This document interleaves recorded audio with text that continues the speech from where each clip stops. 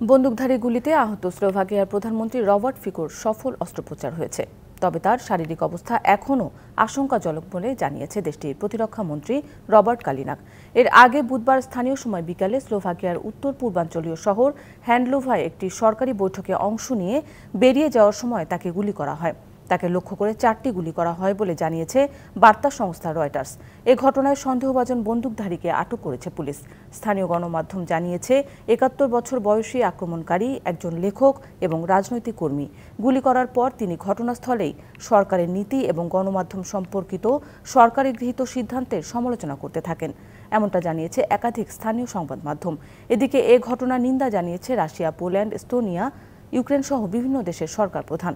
নিন্দা জানিয়েছেন নেটো প্রধান জেন্স স্টলটেনবার্গও।